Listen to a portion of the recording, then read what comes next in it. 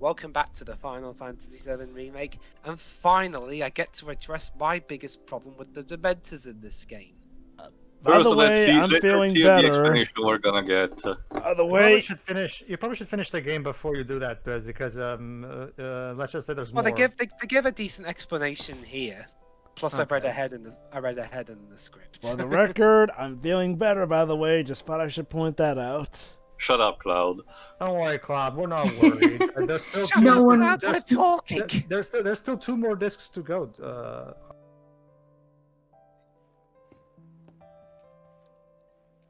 Like, this is why the poor boy doesn't speak. He speaks and we're all yelling at him. Maybe you Yeah. should rest a little longer. Exactly. Let him speak if he wants to Remember, speak. Cloud, you're just the wingman for Tifa. Exactly. Oh, so For were my you Tifa and Aerith ship. so were you the one who drew it on the wall then? My god, it looks positively saccharine. So does this mean it's gonna be like in Preference to F, where whoever gets shipped with who depends on our actions?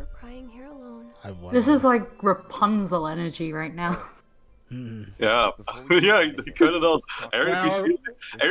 Well, Mandy Moore was the original voice of Aerith. Yeah. Like I said, and like I said, there are fan arts depicting Zack and Aerith like Eugene and Rapunzel. Oh my Really? god, Aerith's an ancient descendant. I'll give you What a one shock. after we're done. Neat. But just so you know, that's not There we their go. actual name. They called themselves. Oh, first of all, the ancients, right? Not to be confused with Citra. Born of the planet, with her we speak, her flesh we shape. Unto her promised land shall we one day return. Okay, is there just a Bible that you're quoting these from? But remember, Barrett is acting kind of like the preacher in this remake. And if you remember from the original, he learned all this shit from his studies in Cosmo Canyon. Yeah, well, honestly, I thought that part was just a fairy tale. Shinra thinks it's true. I mean, the fact that we can conjure fucking beasts out of thin air, that's fine. But this is where I draw the line. This just like seems like a fairy tale to me. I mean, come on. Arbitrary skepticism, everyone. You see, we deliberately left that bit out because we knew the bad guys would try and find it. So basically, we left out the bit where if you want to go to the promised land, you have to die. Even if you could, that land belongs to the... I mean, to you and your... What other people, Barrett? Shinra's after it because they believe it's rich in Mako. Mako they've got no right to claim. But they'll try to take it anyway, won't they? Crime train ticket, the fool. Did Aerith draw all of that while Cloud was passed out? No, probably during the years. Remember, she has been captive already once. I love this. Okay, Cloud, here's the plan. We're gonna bust out of here. Oh, here we go. Oh god, it's you guys again. Can you go back to Harry Potter where you came from? yeah, like what Barrett's saying, you're doing. Whispers. Perhaps best described as our... That's a very stupid name. They are drawn to those who attempt to alter destiny's course and ensure they So they're fanboys. They do a very crappy job of it, though. Yeah. So my guess Yeah, was like, accurate. why haven't you killed Wedge yet? Well, it's not even just that, but everything I want to say about these and whatever it entails, I'll save it for the fan part because it's such a long rant anyway. I will also wait to the end, considering we get more. Just keep the information you've been told for now. If Dwibs wants to tell, sure. Like I I'll said, wait. this is where the game definitely starts to diverge from the original, and let's just say the Arbiters of Fate have Yeah, to that's do... also another point. How did Red 13... Well, Benari, you knew that. I mean, ain't you a Shinra lab rat? Because he read the script. I'm not a rat dog.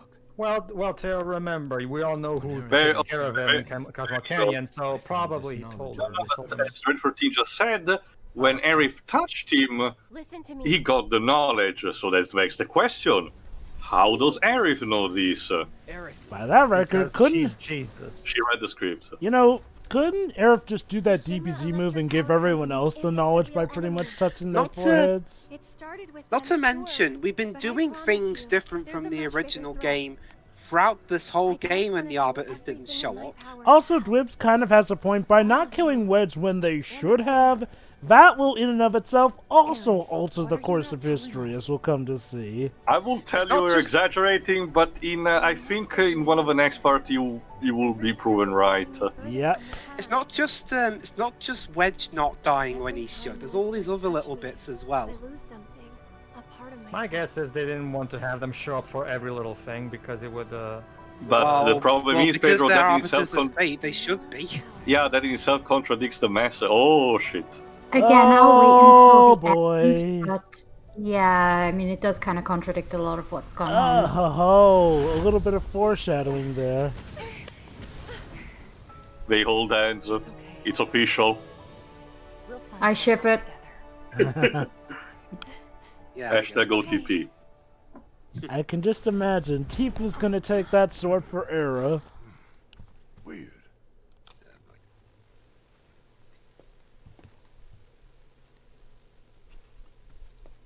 Huh. Well, that was weird. The static TV channel is best kept. Like You should never go near it. Also. In fact, I can actually. Oh, point wait. out actually, no, it's right now. We're about to say. Hey, Wedge! Oh. Long time no see. Long time no see.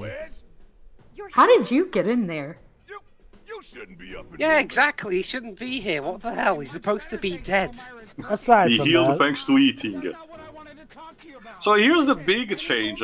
Now, the remnants of the original Avalanche army from before Crisis are now assaulting the Shinra building.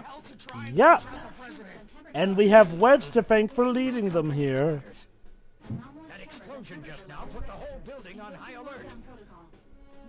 This translates to the fact that, one, our heroes will not be captured, technically, will not be in jail, and now we'll have to find another way to get to the top floors. Find a way to the roof. An avalanche chopper will come to extract you. HQ's bailing us out. Yeah. But anyway, as I was gonna say, I've even got an example of how shit I think the Arbiters are doing their jobs. You know, in the original game when the plate fell down on the town, Yeah. it was implied in that one that you know a lot of people got crushed to death. Oh, it's like I said Whereas, myself. Pretty much everyone but, you know, these three trio. guys, the trio and, you know, the Turks and pretty much any Shinra HQ pretty much were out there. Everyone else pretty much died in Sector 7. Except, but in this game, a lot of people managed to evacuate. So if the Arbiters are supposed to be keeping things exactly as they were, like you know, a certain group of people that I'm pretty sure those guys are based on, why the hell didn't they stop them leaving the city? I think. I may have an idea of, not mind you, it's not properly a counterpoint to this, but I may have an idea. So for now, keep that question in mind and ask me again during the final thoughts. I'll just say my piece, though. I think it would have been better if the story had described the Arbiters of Fate as something that was supposed to keep history in general, but maybe not go to the whole point of where they're supposed to keep everything intact, because the minute you do that, you gotta have them keep everything intact. And sorry, they've kind of been doing a pretty crap idea about that. Yeah, like I think that, it's like they're those guys who just receive like a general list of tasks they're supposed to do, but they do it, but they don't check to make sure they've done it properly. They just go off saying, done it. Like, okay. Also, I think there's also the what the argument tells, mind you. Oh, but yeah, you started to see the record already. But I think the one problem in itself is that you get the information dumped on you too early. You should have got this particular explanation a bit later, when shit started hitting a fan after a specific point. Because now, mind you, sorry, give me a second, Shiri. Sure. Now the character will have to go through a long dungeon and receive a couple of particular story points without discussing this fact, you know. So I guess the idea at the base was, let's have this information so the player can, you know, metabolize that, you know. I'm guessing... but I do believe it is a bit, you know, unsettling in terms of pacing.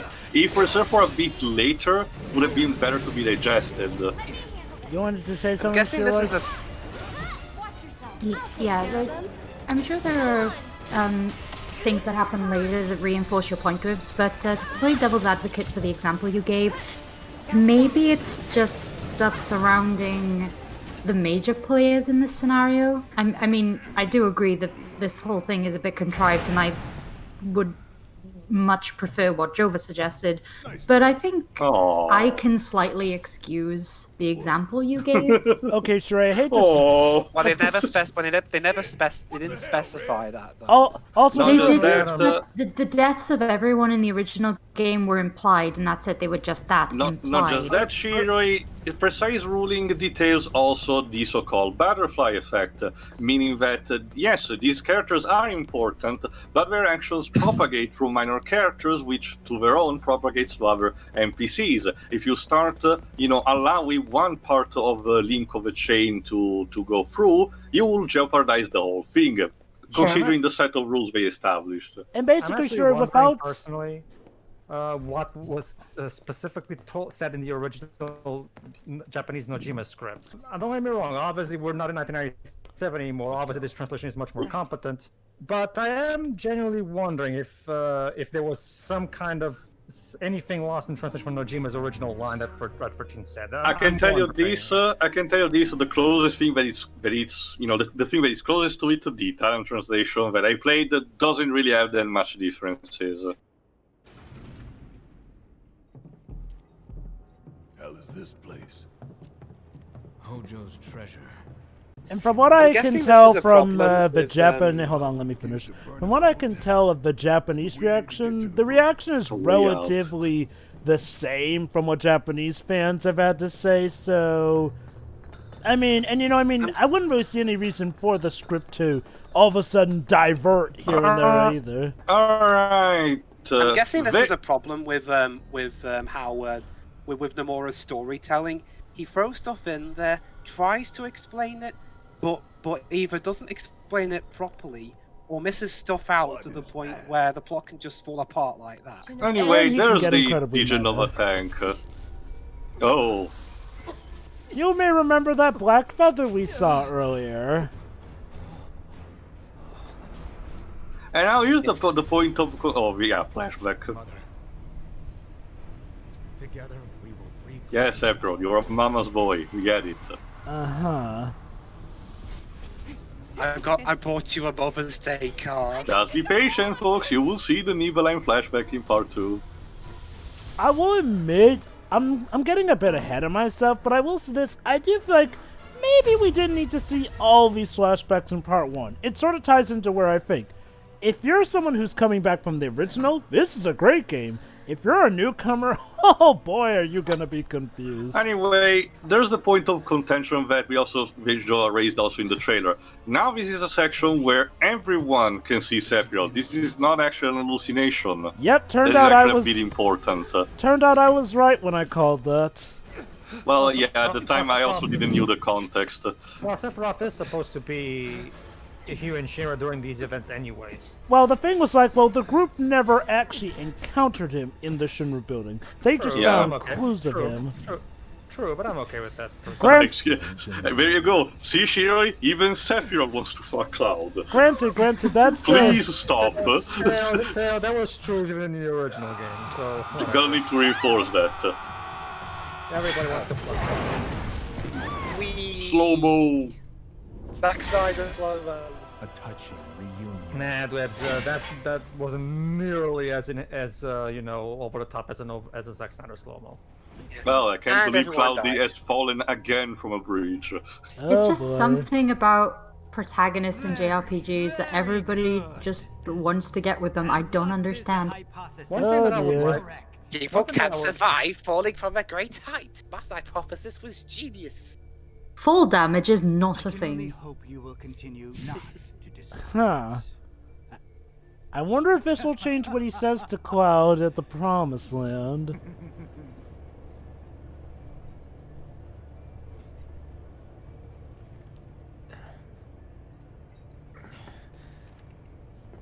Also, that bit earlier where Hojo says Cloud isn't a soldier, even though he's not supposed to know that yet. I'm surprised, like in some of the more quiet moments that they had after the fact, that Cloud didn't just ask. By the way, what did Professor Hojo say? I couldn't quite catch that. Maybe they have not speaking Dwibs, so now they have more pressing matter.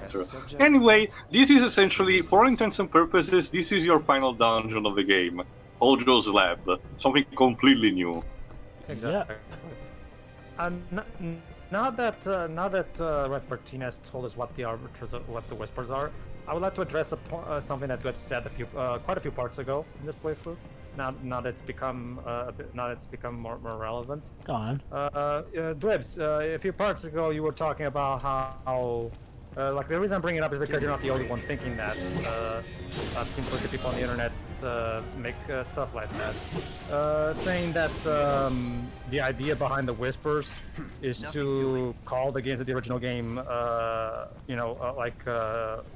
like annoying fanboys or something like that. Personally, I think it's one of those cases where I think people who dislike the story element are going out of their way to try to find excuses to hate on the developers. If I'm going to be totally honest, don't get me wrong. I'm not saying you're not allowed to think that, but honestly, the fact that you go out of your way to just clearly the whispers are just an excuse to shit on the fans is like come on, now you're Dwibs actually gave examples though. Like True. what?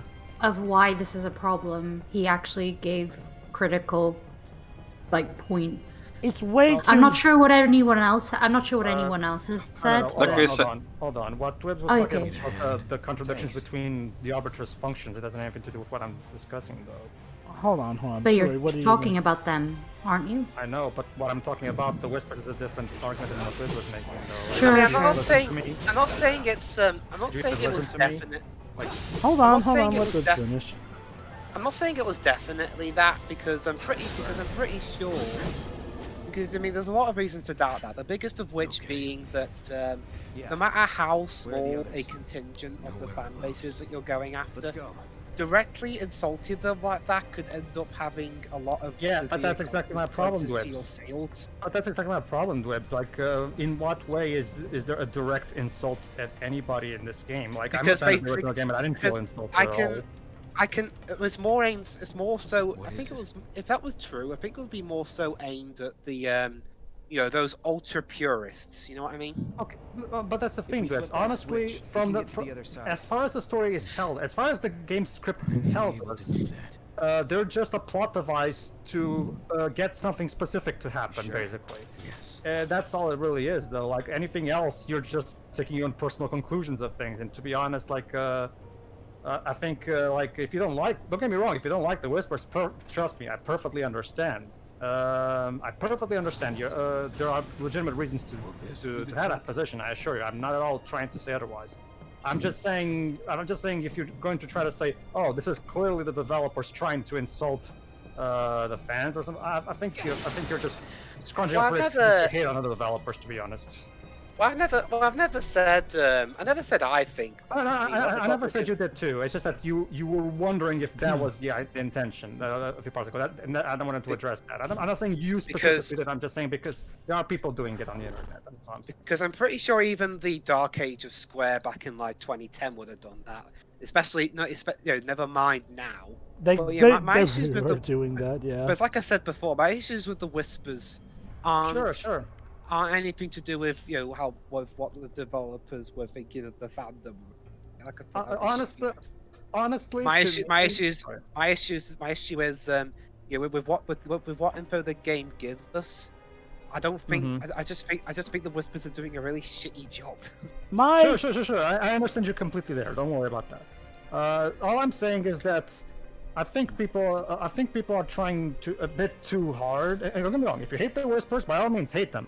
I'm personally fine with them, but I completely understand why would you hate them. Trust me, I don't mind, and you have perfectly good reasons to do so. I just think people are trying a bit too hard when they throw an argument like that. That's all I'm saying. I'm gonna be fair to both parties. Go ahead, Java. I'm gonna be fair to both parties and say that the way the Whispers of Fate are written could very well be up to that. If there's one thing that Nomura does do is that he likes to have a lot of meta elements in his plots here. Kingdom Hearts 3 especially with that one certain bit here and there. Sorry. My Not point... just that, during the development of the game, a constant theme recurring during the interviews was uncertainty, for lack of a better term, both from the people who were following it and the developers themselves. Particularly, pretty much all the members of the team having to reassure constantly at every passage, don't worry, we're not gonna cut these important beats. Their favorite moment will still be in it. Almost as if they were afraid, to diverge too much. So this went as far back as the initial reveal, even. Yeah. So, at the cost of sounding like I'm projecting them, I'm definitely about to do, I do wonder if the developers were actually scared of altering too much of the story, in order to in order to be afraid as a result of pissing off fans of the original. So they tried to reach a compromise in trying to stay true to the original, but inserting this element, trying to diverge it forcefully, but failing miserably as a representation, not so much of the fans, but technically speaking themselves in that kind of sense, because they are trying to change things, but an opposing force is opposing to that. But like Definitely I said, a bit of A and a bit of B. I want to reserve this talk for the fan thoughts because we also haven't heard the entire side of the story, which ultimately reinforces also what I said before. We should have got this information later. I actually want to build off of what you were saying there. In a way, I guess in some ways you can kind of look at this game as like some sort of meta commentary on remakes. How would characters feel? How would characters feel if they have to go through, if they knew what the future held, and they felt, and Destiny says they have to go through the exact events of the original game in exactly the same way. Allow me to. There's actually plenty of video analysis videos on YouTube that actually say that same thing. Actually, go ahead, Joe. Allow me to build off of what you were talking about here. In terms of this remake, I'll just say this. It kind of... Okay, on the one hand, I can get why they didn't advertise this game as such, but maybe if this game had been advertised a bit differently, some of the controversy might have been handled a bit better. Alright. Let me speak a bit about this ban, because in turn, this turns the whole marketing a bit deceptive, if I have to be honest, because the game was advertised, yes, as a remake, but all the trailers did show was, footage that showed the different ways, but part of the original, what was the original game. As we will learn later, the cards on the table are about to be turned a lot. Just be prepared for that. But sorry, go on, finish, Joe. Then I'll talk about the dungeon itself. There are various ways to do a remake, and the way that we were led to believe this remake would be is that essentially, hey, all those kids out there who really like Final Fantasy want to be able to play Final Fantasy, but pretty much relive the plot without the shortcomings of the original. For the most part, you're getting that here. The key phrase being for the most part. Trust me, like I said, this game as a whole, while it may seem newbie friendly, by the end, it is not newbie friendly, and you will understand why. We find Tifa and Eric. Anyway, like me missing those Crisis Core references. Well, those are small potatoes compared to what's to come. But as for the dungeon itself, as you have noticed from the actions and the writing, Red 13, since we're at the tail end of the game, is not going to be playable fully, but it will still provide support in battle. That's also why his model is still presenting his weapon, the hairpin. That said, though, Red 13 actually... with some materials in them. Believe it or not. And it's used for solving some puzzles in terms of him, going to get some levers that are, too much ahead. And in the meantime, Cloud has to, recover the scattered party members. That said, Red 13 actually can be playable if you use a particular save file. I forget if that has to be modded like a debugging tool. Hello, what's in this box? I forget how the person did it, but they were able to play as Red 13. The Twin Stinger, technically the last weapon you can get for Cloud in this first part. Basically, Which Red I'm going to equip right now. if you play as Red 13, you'll notice he doesn't have any materia slots or limit breaks, but he does have an Weird, interesting because set his of model skills. does present materials inserted in his weapon. My guess is like, well, you know, they do have the battle set ready model up, but they didn't bother to program in the materia slots for this game. If I had to hazard a guess, if the game actually gets like a super mega cut edition that combines all the parts into one narrative for like ideally the PS5, Xbox Series X, and PC, I can imagine one of the improvements will be having in this section Red 13 being playable from the get-go, because at that point, if the parts are connected, it's not necessary anymore to having just, being a taste. But again, it's only speculation for something that may not happen at all anyway, so I don't know. Honestly, I think we'll have to wait a whole console generation before we get the compilation. Yeah, I'm afraid so too. Oh god, imagine it coming out on the PlayStation 6. That's the thing, too. Lately, game companies have been a bit sloppy when it comes to releasing, all-in-one editions and stuff like that. Because we still don't have an all-in-one edition of Breath of the Wild that has all the DLC already in the cart. Nintendo has an habit of not doing that at all for games that have DLCs. The only one that did were the one that had partnership with Capcom Koei, the Warriors titles. Like, here's the deal with Nintendo. Doesn't Mario Kart 8 Deluxe have the content? Allow me to explain. The thing with Nintendo, if you want a complete edition, you normally gotta wait for the next generation. Mario Kart 8, yes, Deluxe, that is a complete edition, but of a last-gen game, mind you. Same with stuff like Tropical Freeze from the Nintendo Switch here. Sure.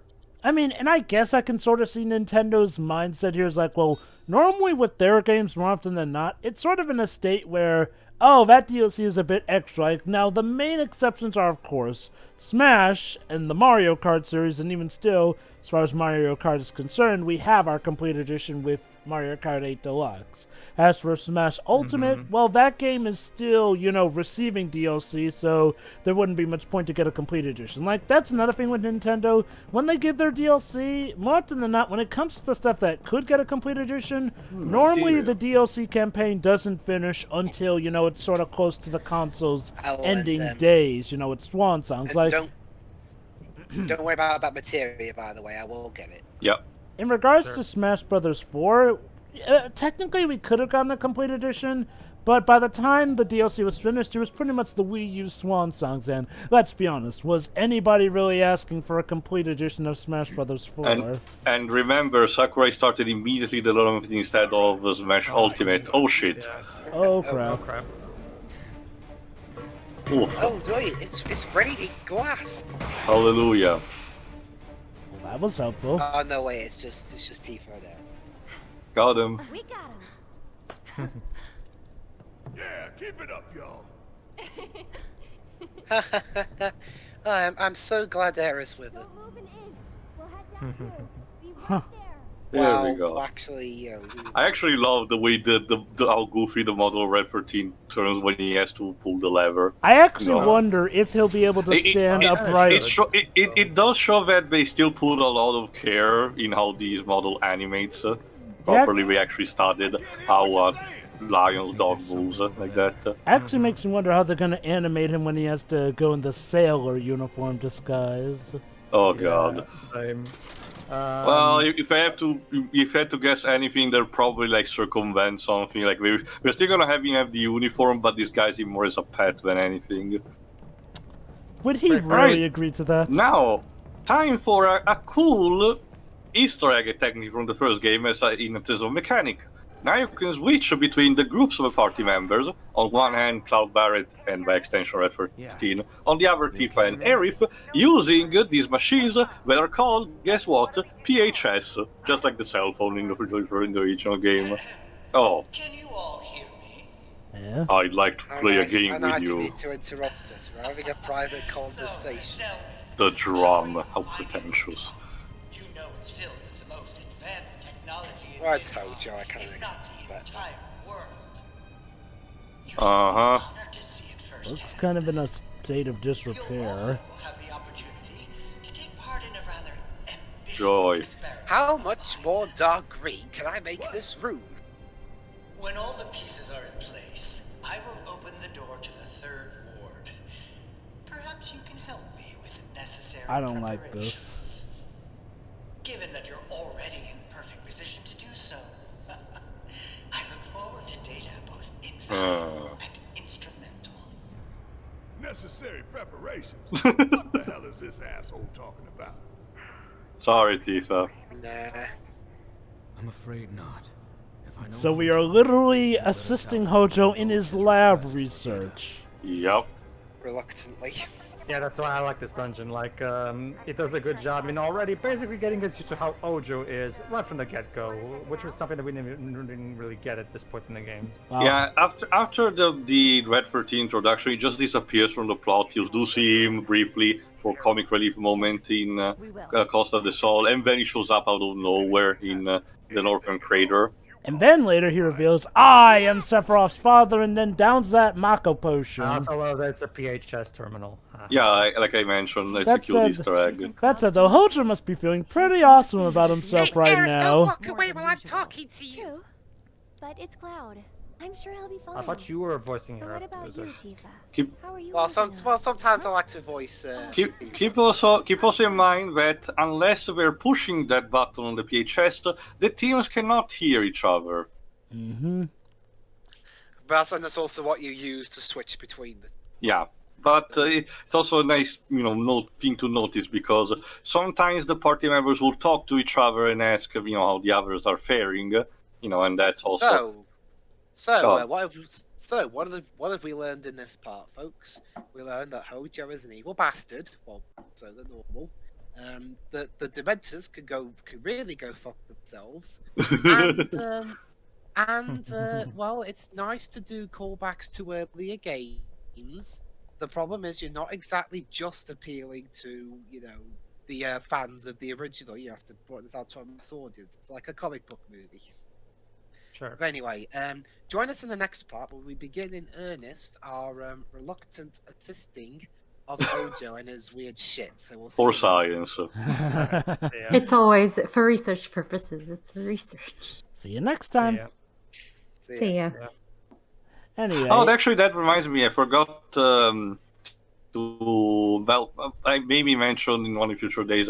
Basically, Pedro, we do know that they have officially started filming the cutscene mocap scenes because the actress who does mocap for Tifa actually posted a photo of her and the mocap actor who does for Cloud, saying that they started today, and she's gonna receive the first pages of the script next week. How they're wearing face two. face masks while they're doing it. Yeah. So Nojima's already finished writing part 2? Remember, Are you Pedro, surprised? the team did say that we already started working as soon as the first part went gold. Honestly, my theory is that he wrote out all the parts from the Or at least get-go. the first batch, so just they can, move forward as much as they can. Remember, So Nomura did say that he wanted to release part 2 as soon as possible. and that the team still has to decide where to finish. So the thought process is like, okay, let's do this bit. Let's see if we want to stop here or not. If not, let's progress forward. Just so we don't have to do everything in one go. I'm amazed that they're still Alright, working I'm ready. given the whole coronavirus deal. Well, they are wearing masks, so. Mocap acting is actually more safe to do as long as you do enough protection. Have you seen 12 Monkeys, Jova, the movie with Bruce Willis? Yes. Then you know the procedure. Alright, Also, the hands and stuff are covered in the suits too, so like. Yeah. There's also the possibility that Square probably asked all the actors to test themselves just to make sure. Yeah. And if they're all fine, then maybe that will be a lot better. Granted, if they're supposed to be, well, okay, I guess to be fair, they Also, don't need most to of the motion cap. cutscenes, the characters don't necessarily have to touch each other, so there's that too. Like here in Portugal, the Portuguese league is now back going, and all the players all the football players in my country were specifically told to test themselves and so just to make sure the games can go fine. Same So, here. Are they going to be wearing masks on the field too? No, they're not wearing. Well, they all of them know that they don't have the virus, Jova, so there's no need. They all have given. They get tested every time before a game. It's a regular thing they have to do just to be sure. Basically, Jova, before they leave the house, testing or whatever the hell they do it, And then they all go back to the field. They all know from advance that they don't have any other viruses. So And considering how rich stuff like the FIFA League is, they can afford testing every player every turn. Oh yeah.